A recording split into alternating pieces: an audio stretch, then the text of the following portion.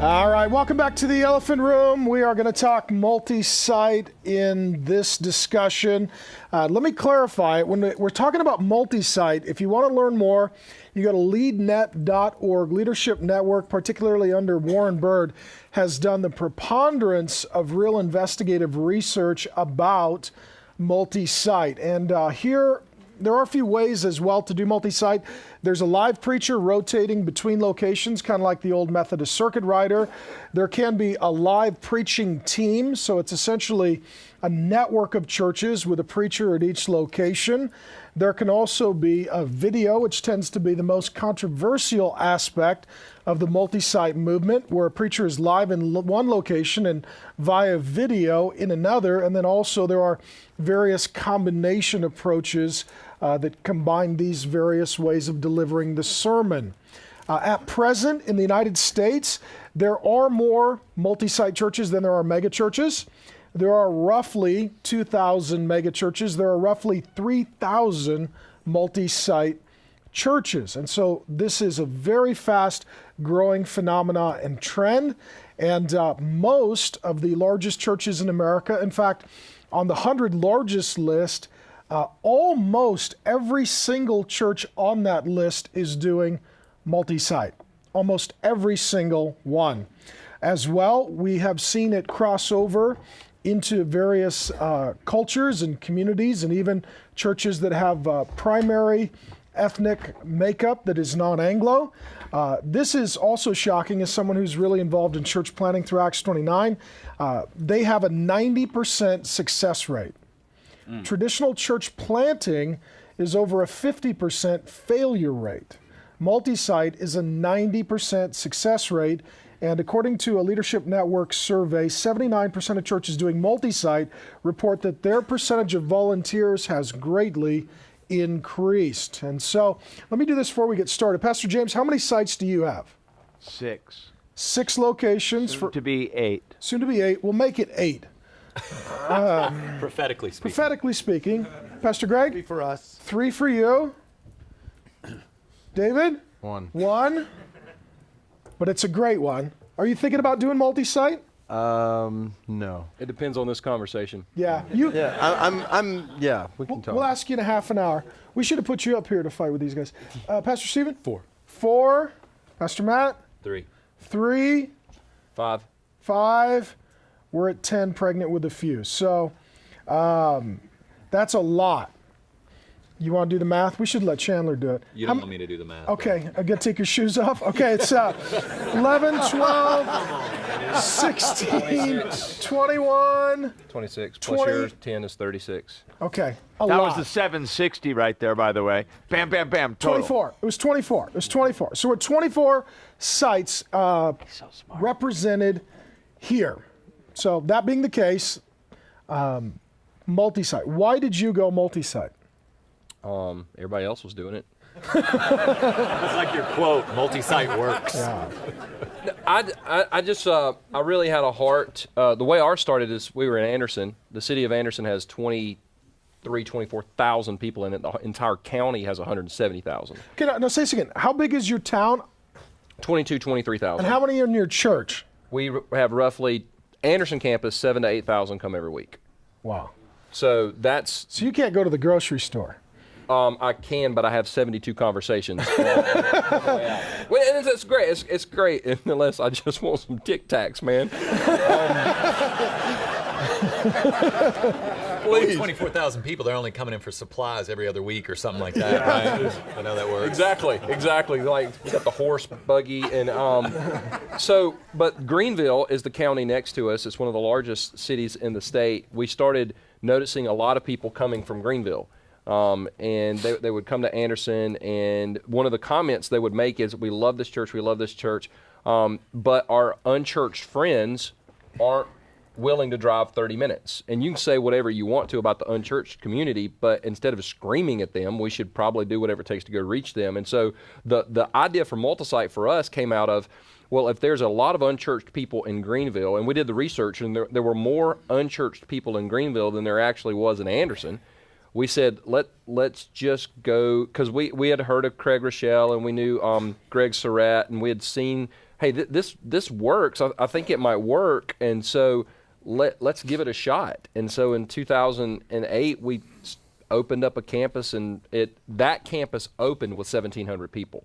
So we were like, hey, we might have hit something there. Multi-site works. Multi-site works, yeah. And so what we discovered was, people said, I don't want to go see a video. Once you come one time, that argument goes away. You're like, you just don't use that anymore. You know what's weird too is, for those who get saved in a multi-site church, we're now hearing that a live preacher is unusual for them because that's not what they're accustomed to. Well, I've gone to these campuses on just a couple of occasions, and I stood in the lobby of one campus, and people walked right by me to talk to the campus pastor. And if they did walk by me, it was like... Yeah, but that's South Carolina. That's just exactly. yeah. I mean, we're aggressive. We did start the Civil War. I mean, we are an aggressive bunch, but I mean... boldly going in the wrong direction. Exactly. But the reason we did multi-site wasn't to be like, hey, okay, Craig Rochelle did it, so let's go do it. Or we were like, man, there's people in Greenville that need to hear the gospel, and let's just... So your primary motivations, evangelism? Yes. Pragmatism. Well, people need Jesus, it works. And I will agree with the statements that at multi-site campuses, we see more people volunteering. We see more people plugging. I mean, we all those statistics you shared, I mean, are true. I mean. Okay, Matt, why did you go multi-site? Because I was slow. But you were kind of a Bible teaching. I mean, I love you. I've known you for years.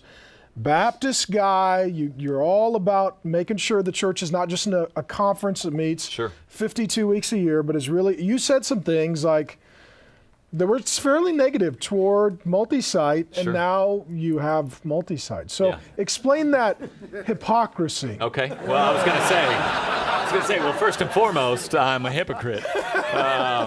Well, here's our progression. We were at 6 services, turning away from all 6 of those services. You were preaching them all? Yes. That's tiring. I have noticed that. Yeah, it's a bit exhausting. So because this happened when you were down. It did. I'll tell the story. I came down to boot camp. Matt went to bed and woke up 8 days later. Yeah. 8 days late. I was like, where's Matt? He's in bed. Next day, where's Matt? Matt is in bed. The next day, where's Matt? Matt is still in bed. Is Lauren with him? Is this a good thing, a bad thing? No, he's tired. No kidding. So we're at, are you done? Perhaps. So we kind of hit that wall. We know this isn't going to work. I didn't want to build the monster, man. In my context in Dallas, I just didn't want to build the monster, man. Okay, explain the monster. Is this like a sand volleyball court? Yes. And a backup one? And you get your kid by having your retina scan. They shoot him out of a tube, holding your favorite latte right into your arms. I didn't want to build that. And I'll say this. I don't look at those places in Dallas and think they've done something wrong. I just think they've done it. And so people who are attracted to that real attraction-based model, it's there. So back to Furtick's point earlier today when he's going, hey man, there's a church on every. We don't have to be for everybody. We're trying to do this. Well, I can look at the landscape in Dallas and go, double-decker basketball court encased in glass, rock wall, skate park. We don't need to spend our money there trying to attract, to reach. That's not where we need to spend our money. And so I didn't want to build a monster. I didn't want to spend some numbers from Dallas, legitimate numbers. 138 million, 150 million. All right. American dollars? Yeah.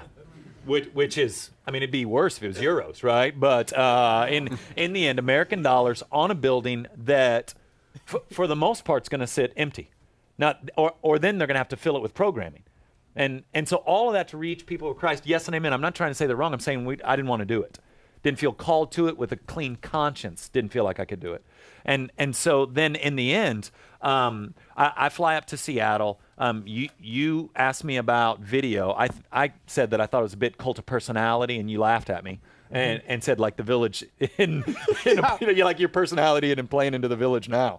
And so we went back and we talked about it, went out and hung out with Larry Osborne, and then we took our 2 Sunday night services and we made those 2 Sunday night services video. And really the question we ask is, are we willing to lose 1,400 people over this decision?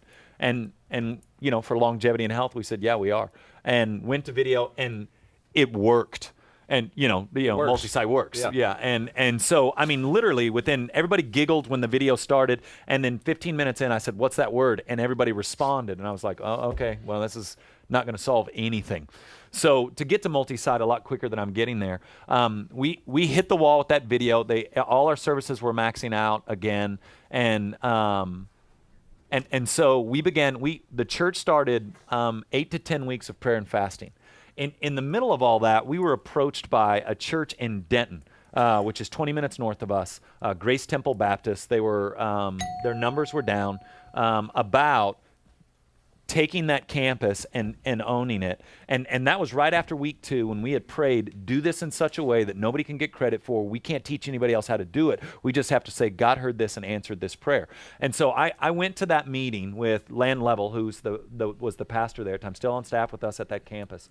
But he began to just kind of say, what do you think about this thing coming together? And I was even then going, man, I don't know. I just think that's not going to solve anything. I'm going to have the same problem in 2 locations. I'm going to have, turn away people there, turn away people here. It doesn't really solve anything. But I started in the middle of that conversation feeling like the guy from the old corny preacher story that's, in a flood, drowning on top of his roof, going, God, please save me. And a boat comes by, and he's like, no, God's going to save me. And then a helicopter comes by and tries to save me. He's like, no, God's going to save me. And then he dies like, where were you at, Lord? And he's like, I sent a boat and a helicopter. And so at that point, we were going to test out multi-site with Denton. And my question was all about missiology. If I was just creating butts in the seats for people who wanted to see the Matt Chandler show, I was not okay with that. If it was going to be a viable church that was reaching people and discipling people with the gospel, then I'm more comfortable with it, albeit still nervous. It's a tool at the time that was, nobody really knew how to use it, and everybody was playing with it. And so that quote they showed from me in the rollout is a quote during that season where everybody's playing with this new tool. And to be frank, nobody really knew what they were doing. They were just trying stuff. Okay, you guys each get 20 seconds, and then I'm going to go to the bullpen. Where is it going, multi-site? Where is it going? And relatedly, what does that mean for the small church pastor? I think it's going to continue to grow, and I think the small church pastor will be okay. I mean, it's if somebody thinks that a video can trump the anointing of God on a man to preach, they have a really small view of God. I mean, and so I don't think it's an either or. I think both church planting and multi-site will go. Where's it going? What happens to the pastor of the average, smaller church? I think you're going to see more and more and more multi-site. I mean, you're quoting the stats. I think there's a better fleshed out understanding of how to work it now and how to do so in what I believe is a correct biblical ecclesiology. And I think the small church pastor is still going to be there. He's going to be an agent of reconciliation in churches that are coming out of dark things, and he's going to become a campus pastor that hits 12 home runs a year and loves people well and shepherds people faithfully. Okay, go to the bullpen. David Platt, our one campus representative. How many services do you guys have? 3. So you're not anti-multi-service. No. Do you do video IMEG in the room? Yeah. Do you have video overflow room? No. Okay. Do you put your video of the sermon online or just the audio? Both. Okay, both in. So what do you think? Multi-site, viable, yes, no, concerns? Viable, sure. Like I wouldn't sit around and debate with you guys and say that, it's not good or wise or certainly not biblical. I don't think it's unbiblical. As we dove into it and we saw a picture of church planting in Acts, so this was the journey we went through in our leadership among the elders, and we saw, all right, gospels preached, disciples are made, and strengthened, elders formed, and then that's church. And elders who are the primary teachers among that body, who are living among that body, who are showing the gospel in action among that body, which I would say even right now in the mass, so we have in 3 worship gatherings, they don't get to see that as much, and so I think this is a problem even with where I'm at right now. But I think the ideal is planting churches where elders are teaching the word in that body and caring for that body, and the primary people that are caring for, the primary people that are being heard. I don't think we need to create expectations for these guys to be able to preach to huge crowds. I think there are tons of teachers all over the church that we can raise up and equip that can teach to smaller groups, and I want to empower those guys. And when we empower those guys, I think there's no end to the spread of the gospel, not just in this context, but in other contexts. And would you, though, not see campuses as a form of church planting? It depends on how those campuses are. Do they have primary teaching? Do they have elders at that campus? And are those elders the primary teachers of the word at that campus? If so, then call it a church instead of a campus. But do you see any spiritual authority? Are you a functional cessationist or a continuationist? I would be a cautious continuationist. So you'd be a cessationist in denial. Okay. No. Or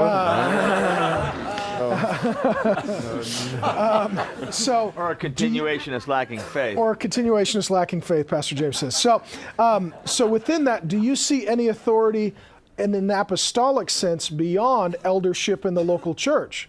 Meaning an apostle that works between multiple churches, not just elders who shepherd a local flock. I think primary authority needs to be with elders in a local body of believers. But do you agree that there is an apostolic gifting today that causes someone to lead a whole movement or network of churches like a multi-site? Certainly, I think God has gifted some brothers in a way that it can encourage many churches, but not in an authoritative way like an elder in a local church is. Okay, and that I bring that up because that's an ecclesiological issue. If all you see in the Bible is elders, then you don't see the role for more of an apostolic leader across multiple campuses or churches. If you see more of an apostolic function, small a, not capital A, not writing books of the Bible, but a movement leader across multiple churches, campuses, congregations, then it does change how you have to organize your ecclesia. And you view the apostolic leader as authoritative over those congregations? Under authority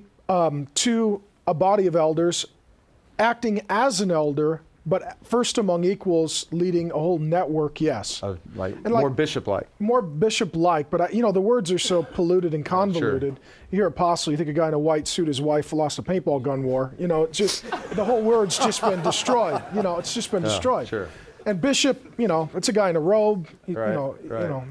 So Pastor James, do you see yourself with the 10 Harvest campuses, and you plant churches too, you planted 70 churches. What role do you think there is for something beyond the elder of just a local church? Well, first of all, I don't think that multi-site should ever be a substitute for the mandate to raise up, train, commission, and send out pastors. So every church, I'd be less concerned about how many campuses you have, and I would say, okay, Perry, you got campuses. Make sure you're raising up and training and sending out yourself. Because I think one of the big questions that multi-site raises is if we can reproduce the pastoral care, if we can reproduce the worship, if we can reproduce the location, and then we put ourselves on the screen, then by default what we're saying is the only thing you can't reproduce is me. And so then I think the litmus test for that is can you point to places where people that you've poured your life into are pastoring and leading autonomous, self-governing churches? I think that's absolutely essential. But if you are accomplishing that, then you can begin to say that multi-site is a kind of church plant, not a substitute for raising up and sending out Timothys, but it's a kind of way to launch a church. And I struggle, for example, in Chicago. Chicago is, the body of Christ is reeling with struggle about what to do with world-class cities. These big, massive cities that we have such a fractional saved population in. And I can just tell you that in our city, we've got pastors here that have planted independent harvests in the city of Chicago. But right now, honestly, our a campus strategy reaches more people sooner than our church planting city in this city. And so it's our predominant philosophy going forward, at least for our own city. More campus, get more resources. So many church plants are under-resourced. I remember when our church didn't even own a pencil. We started with 18 people, didn't have nothing. Dreamed of a part-time youth pastor for 2 years. All right? So we'd have nothing. When a mega large church plants a campus, it's like rocking it from day one, resourced in every way. It's just hard for the church planter to compete with that. No wonder 50% fails. So, Pastor Greg? Well, I don't think it's either or. I think it's both. I think we do both. This last year, we started a live church, and as opposed to a dead one. We sent a guy up to L.A., and he planted a church. And then we've also been, we've started 2 satellite video only. Here's the thing that I think people don't realize. The greatest critics of multi-sites are usually people that have never attended one. That's good. I had someone say to me recently, she goes to our multi-site, loves it, trying to get her friend to go. No, I'm against it. Finally, she goes, now that's all she wants to go to. Because it takes like an hour, it takes almost 50 minutes to get in and out of our parking lot because of the way our place is set up. You go to the multi-site, there's like about 450 people at this one in particular. Everybody gets to know everybody. Hey, you want a pastor? There's a pastor, there's a pastor, there's a pastor. You come to the main campus, and we're spread out so thin, you have to look around to get a pastor.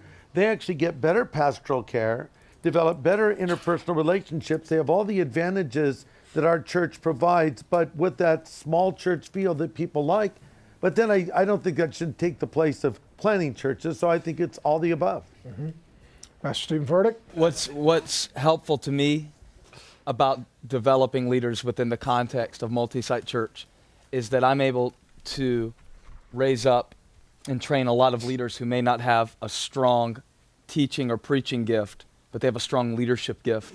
And I'm able to put them in a position where they can lead their campus, but they're not responsible for a 40-minute sermon 40 weeks a year.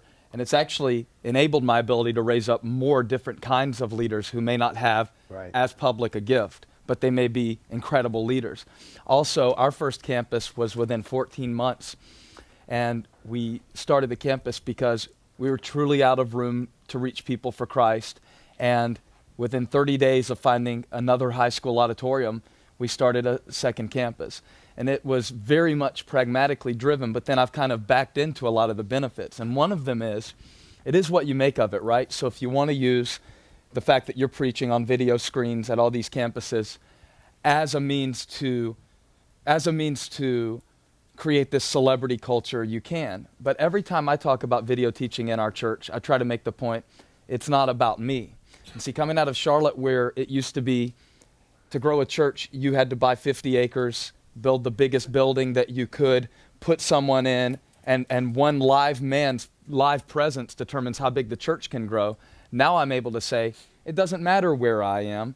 God is everywhere at all of our campuses. It's not about me. And we're able to train the people who watch the sermon on the video to be less consumeristic, to realize that it's not about what building, what campus I'm at. It's about, first and foremost, the gospel. And I mean by that, Matt, I mean the preaching of the death, burial, resurrection of Jesus Christ, faith in him, not the junk drawer version.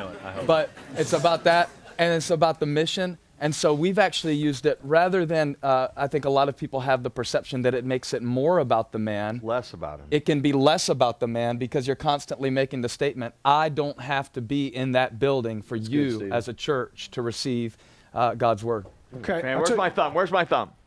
That's good. Thumbs up. All right. Thank So you. real quick, all the thumbs up. And I know I'm totally You have not outnumbered done one yet, David. Thumbs up or down, have you? Okay, we're going to give you a moment. right now. Practice. Just practice. Okay, all right. Okay. Start negative. Start negative. So like, I see what you're saying, what all you guys are saying, but you are still there via video instead of someone else. So you are saying somebody else couldn't do it there, right? No. No. So But we somebody might be else saying that they couldn't do it as good. Okay. All right. All right. Okay, let me keep I mean, that. let's tell it like it is. Aren't we? Do we believe that all gifts are equal? No. Do we believe that every preacher is as fruitful? Isn't there some 30-fold, some 60-fold, some 100-fold? So why am I going to put Joe apprentice to be 30-fold in 5 years up there if you can have something? If you can put something 60-fold up there, I mean, where's the economy? I mean, aren't we supposed to steward all this? Yeah, I think somewhere along the way, if we're not careful, we in the 100 talent guys, we really crush the 10 talent guys, and which That's is why where church planting's so important. That's why I think it is a power both really and. I is, mean, yeah. like Yeah. in Acts 29, Matt and I are in Acts 29, and there's 400 church plants. And a lot of those guys are small core grouping, struggling, slugging it out. We give, we serve, we fund. I mean, how much is the village giving to church planting this year? I mean, I don't know. It's significant. Yeah, I mean, we're giving, I think, 1.5 million. You're probably pushing $1 million, Yeah, I don't know. so it's a both and. So we're funding lots of core groups, and to me, it is a both and. You send out campuses, you send out church planners, and everybody makes their run because there's enough lost people for everybody. Yeah, and I don't think that. I think that the idea that somehow Mark Driscoll has always been the guy that he is. I mean, we started with 18 people. I was the guy that was slugging it out. I was the guy that 5 years into our church, I don't have a story like Stephen Burdick has. 5 years into our church, we had 500 people. And 1 year we grew from 400 to 250. Like, I did all that. I did all that, all right? And in the trenches of refining your gift, would never, the Lord is the test of our fruitfulness, and I would neld refer to myself as a 60-fold or as a 100-fold preacher. But let's allow that there appears to be some significant fruit. God will test it in the end. And I just don't believe that I want the young guy who's struggling, I want him to go through the same things that I had to go through to refine your gift, to develop your gift. I didn't roll out of bed one day and start preaching to thousands of people. And I want the church planters that are here that we've sent out to go through that process. But I don't want to feel like I have to limit my fruitfulness in the most fruitful years of my life so I can prove to him that I want him to have a chance. Yes, plant churches, but I don't have to tuck my most abundant years of fruitfulness in so you can feel like I'm not suppressing you. I'm definitely out on that. Okay, I'll tell you, let's go to questions. Aren't multi-site preachers losing the value of being a shepherd? Now there's prophets, priests, and kings, right? This is our deal. Kings, systems, policies, procedures, dollars, real estate, stewardship, effectiveness. Prophets, Bible, theology, preaching, teaching, guarding the gate theologically. Priests, loving, shepherding, caring, community, affection. And so this is the priest question. If you just have a lot of kings and prophets, guys who can make it go big and preach it real strong, does that not negate them being actually a shepherd, a pastor of people? No. Well, go. No, I mean, listen, one of the things that I learned very quickly is my first church, there were 100 people where I served on staff. I was a part-time youth pastor, and I watched a pastor in a small Baptist church in the upstate of South Carolina. And that pastor, great man of God, you can't effectively shepherd 100 people. You can't. There's not a man on the planet that can effectively shepherd 100 people. As far as knowing, loving, yes. leading, being invested, being involved. I mean, I know the phrases, shepherds smell like sheep. No. I know all that. But if the shepherd is down with the sheep, then who leads the sheep? Like, the sheep starve to death because they're obsessed with one another, and that becomes a problem. So that's why it's essential for the shepherd to raise up shepherds within the body. The church isn't effective when the pastor ministers to the people. The church is effective when the body ministers to the body. Right. Because a church that's dependent on the pastor, you let that pastor, all these guys that say multi-site is personality driven and we're not a multi-site, you let their pastor leave and you watch what happens to their church. Boom, it goes down. And so the reason I'm saying that the multi-site model works so effectively is because I've got campus pastors now who, like Stephen was saying, they don't have to focus on preparing a message, which, by the way, it's freaking work. It's hard work. Yeah. They don't have to focus on that. They don't have to worry about that. Their job is to take care of the people and raise up shepherds within the body so the church actually can minister to one another. Well, there's two things that I would say to this.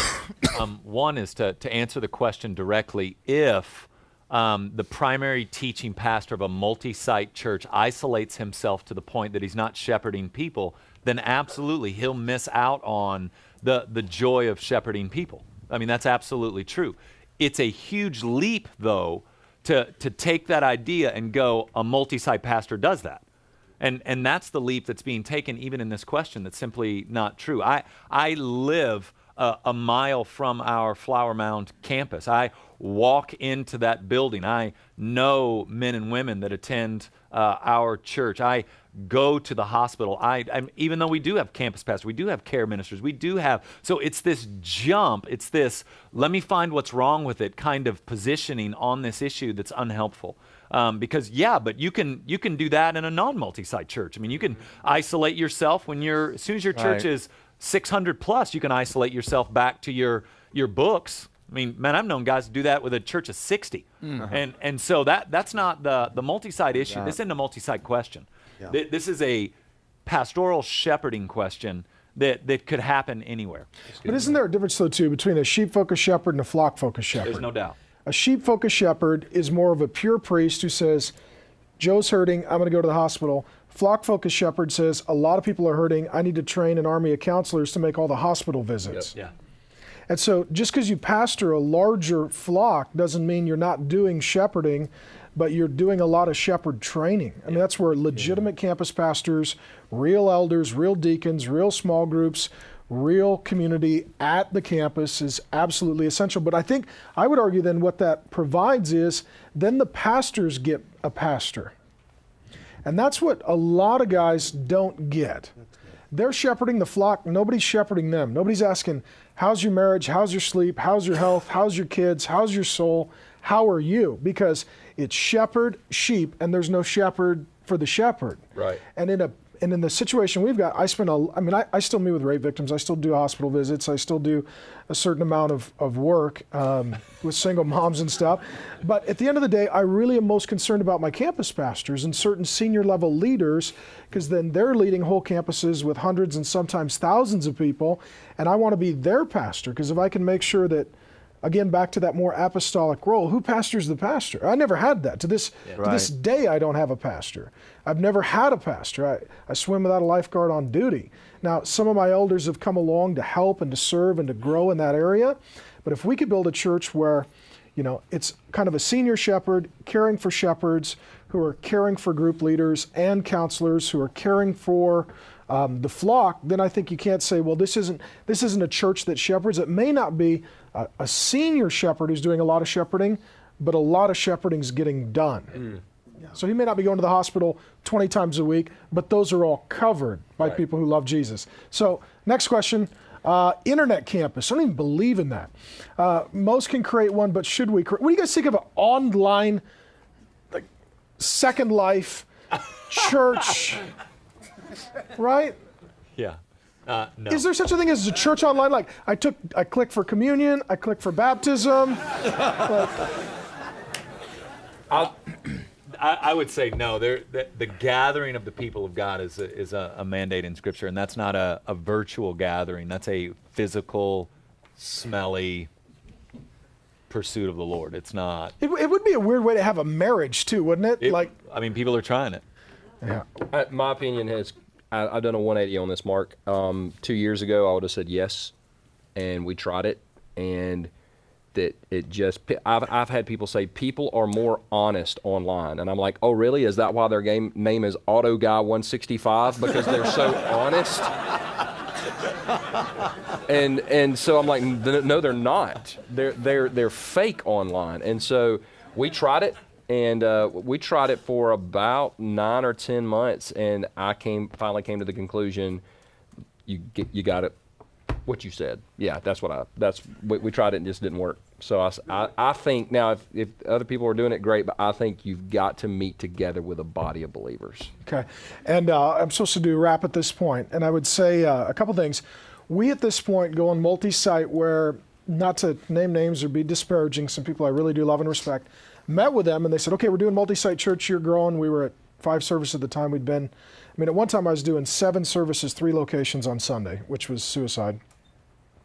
And they said, just go multi-site, man. It works. It totally works. And, I want something that works. But at the end of the day, I asked, okay, you're doing multi-site church. What's a church?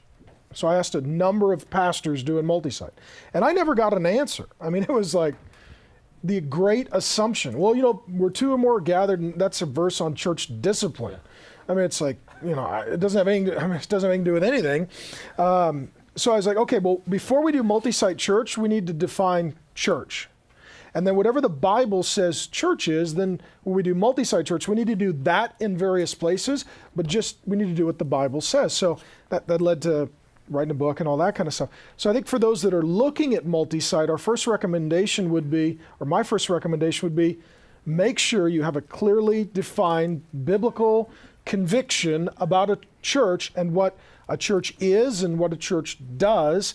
And then when you're reverse engineering your multi-site philosophy, you're thinking through, how are we going to do that? How are we going to do church discipline? How are we going to do sacraments? How are we going to do community and unity and love and leadership and mission and evangelism? And what will this require?